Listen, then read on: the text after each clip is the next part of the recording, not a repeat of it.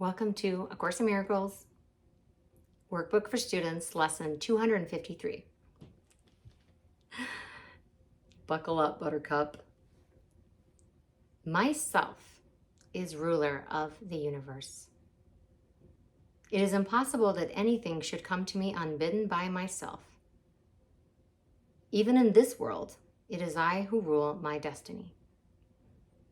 What happens is what I desire. What does not occur is what I do not want to happen. This must I accept.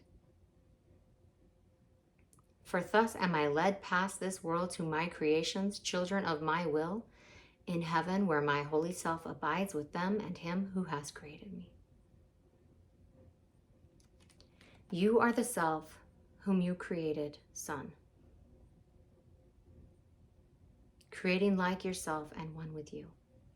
Myself, which rules the universe, is but your will in perfect union with my own, which can but offer glad assent to yours, that it may be extended to itself.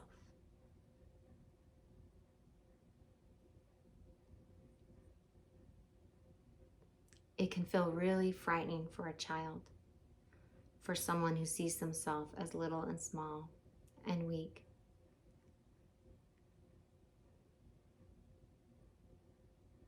To be willing to see their sovereignty. For you to be willing to see your strength and your magnificence. It can feel really scary when we're still feeling little and limited. Because what that would require is for us to step into our own power, our own limitless nature. And we would have to learn how to use those gifts and those powers wisely and be accountable for what we have created in our own life.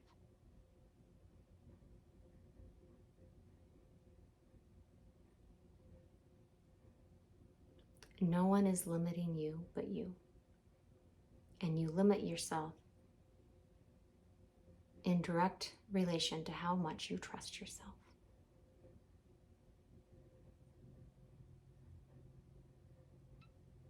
Your true nature is good. It's beyond good.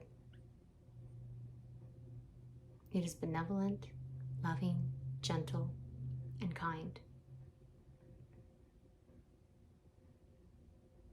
You've also seen aspects of yourself in perception where you were cruel and fickle and deeply unwise.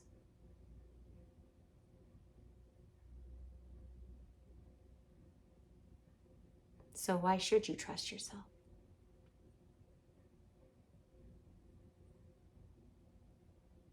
Wouldn't it be easier to just hide in a misconception that we're little and weak and that we are being acted upon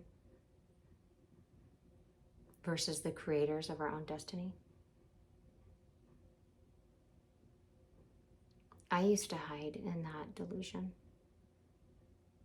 because I didn't want to be in charge, not even of my own life. What a terrifying thought. Until it's not. Until you start to wake up from the nightmare and realize that you are not those lies that others told about you or that you told about yourself. That you are not weak, you are not small.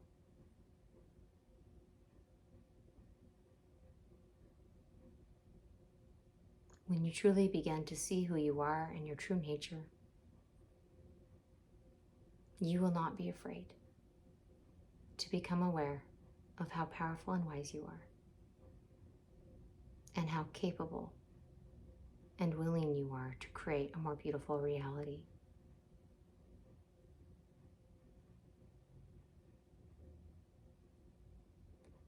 I've known people who were in objectively good circumstances that were terrified and miserable. And I've known people who, most people would look at their circumstances and be very worried for them.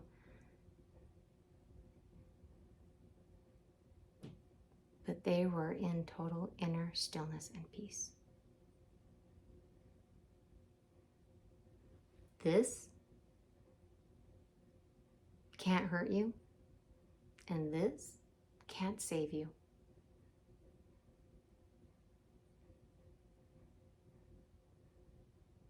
You can only harm or bless.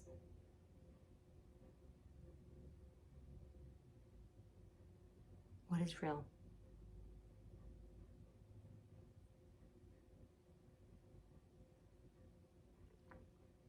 And because love opposes no thing, love is sufficient unto its own, it refuses to have enemies. You, love, have no enemies. You can lay down your sword now. One of the miracles of A Course in Miracles is that once you lay down your sword, all your enemies disappear. The ego doesn't want you to know that. The ego doesn't want you to know that you created all your enemies in your perception by waving your sword around and frightening everyone around you. Become harmless and no one can harm you. That doesn't mean being weak.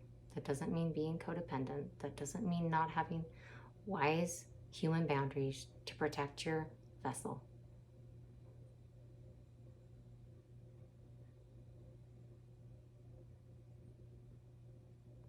It means you stop creating disturbances out of delusion, out of fear.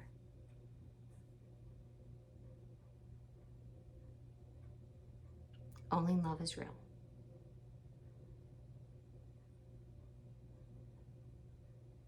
But you can dream about anything. Let's choose now a more beautiful dream that's so like to heaven that there's only a tiny gap between where we are and where God is, and God has promised to close that gap.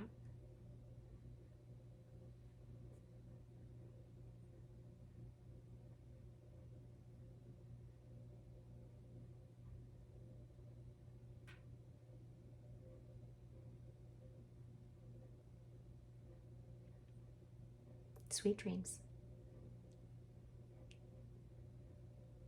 And then wake up. Love you. I'll see you tomorrow for lesson 254.